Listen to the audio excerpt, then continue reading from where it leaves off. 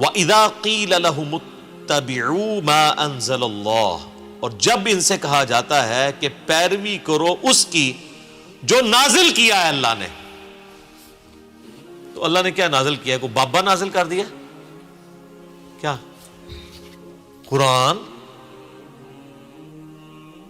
تو وہی بات آ گئی کہ کتابوں کی پیروی کر. اچھا رہا نبی علیہ السلام کا سٹیٹس، تو نبی علیہ السلام ہمارے معلم ہیں، وہ اللہ کے ریپریزنٹیٹیو ہیں، وہ بابا نہیں ہے. بابا وہ ہوتا ہے جسے بت بنایا جائے اور اس کی اللہ نے سند نہ نازل کی ہو. جو قرآن میں جگہ جگہ ہے نا کہ چند نام ہے جو تم نے دے لیے، اللہ نے کوئی سند نہیں نازل کی. لیکن محمد رسول اللہ کی تو سند خود قرآن ہے، اور قرآن کی اتھینٹسٹی نبی علیہ السلام کی مبارک زندگی ہے.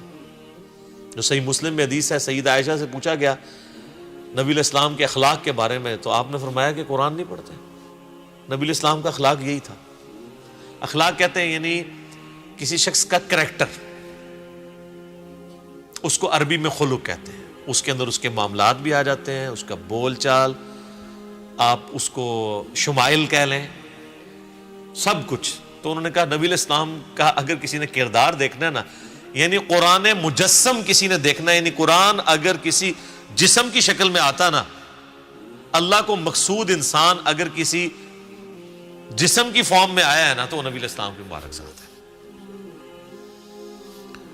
تو جب انہیں کہا جاتا ہے کہ پیروی کرو اس کی جو اللہ نے نازل کیا آسمان سے، قالوا بل نتبع ما الفینا علیہ آبانا، وہ کہتے ہیں نہیں جی ہم پیروی تو کریں گے صرف اپنے بابوں کی، جس پہ ہم نے اپنے بابوں کو پایا ہے، اپنے آباء و اجداد کو پایا ہے. یا تو آباء و اجداد خود بابے ہوں گے، یا ہمارے آباء و اجداد کی بابے کی پیروی کر رہے ہوں گے نا. آبا باپ کی لفظ استعمال ہوتا ہے نا، فور فادرز.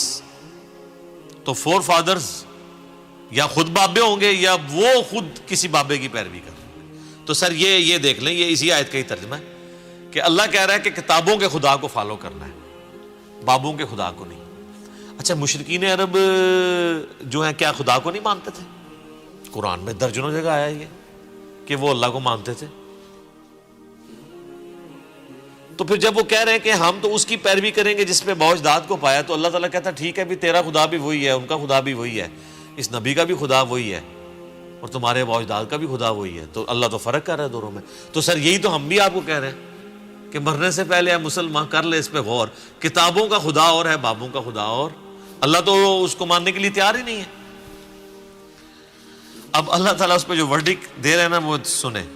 اولو کان آباؤہم لا یعقلون شیئا ولا یہتدون، اگرچہ ان کے بابے اور آباء و اجداد کسی چیز کا علم نہ رکھتے ہوں، رتی برابر ان میں عقل نہ ہو، اور نہ ان میں کوئی ہدایت والا مادہ موجود ہو، نہ وہ ہدایت پر ہو، تب بھی تم اپنے بابوں کے پیچھے چلو گے. اچھا یہ بابوں کے فضائل بیان ہو رہے ہیں.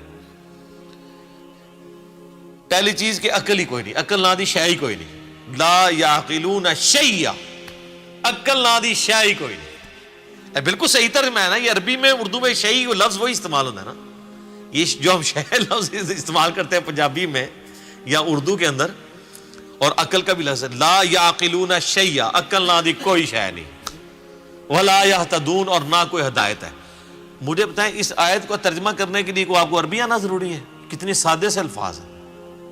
اللہ ہمارا اگر تمہارے آباء و اجداد کو رتی برابر عقل بھی نہیں ہے، ہدایت پہ بھی نہیں ہے، پھر بھی ان کے پیچھے چلنا ہے. تو یہیں پہ جب لوگ دعوت حق سے اٹیچ ہوتے ہیں تو لوگوں کو کہہ رہے ہوتے ہیں یار وہ تیرا ابا تے ہتھے ہاتھ بندہ سی، تنوں کیا ہو گیا؟ وہ تیرے ابا جی تے اتنے عرس تے ہر سال جاندے سن، تو کہنا ہے جناب دربار ہی غلط نے.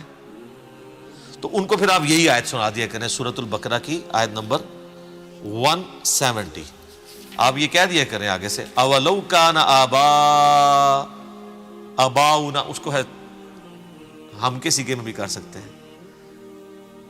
اولو کان آبانا لا یعقلون شیئا ولا یہتدون، کیا اگر میرے آباء و اجداد کوئی رتی برابر نہ ان کو عقل تھی تو نہ ان کو ہدایت تھی تب بھی. اچھا، اس سے یہ بات پتہ چلی کہ بزرگ اگر اللہ کی ہدایت کی پیروی نہیں کر رہے، اللہ کی نازل کردہ کتابوں کی پیروی نہیں کر رہے، تو ان کی گستاخی کرنا کس کی سنت ہے؟ اللہ کی۔ تو سب اللہ کی سنت پہ بھی عمل کیا کریں، نبی علیہ السلام کی سنت پہ عمل کرتے ہیں، ہم تو دیکھیں دونوں سنتوں پہ عمل کرتے ہیں۔ یہ کہتے ہیں نا وہ ہمارے ہر ٹائم بابیاں نو پڑھتا رہتا ہے، بھائی جی یہ سنت اللہ ہے، اس سنت پہ عمل کرنا ہے۔ آپ دیکھ لیں سٹارٹ کس سے ہوا تھا۔ اللہ تعالیٰ فرما رہا ہے کہ شیطان تمہیں حکم دے گا کہ تم اللہ کے بارے میں ہر وہ عقیدہ منسوب کر دو بغیر علم کے، یہاں سے بات سٹارٹ ہوئی تھی۔ تو اللہ کے بارے میں ان لوگوں نے جو کچھ آپ کو بتایا بغیر علم کے۔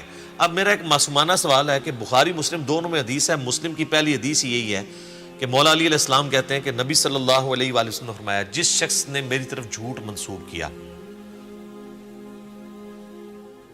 وہ اپنا مقام دوزخ میں دیکھ لے۔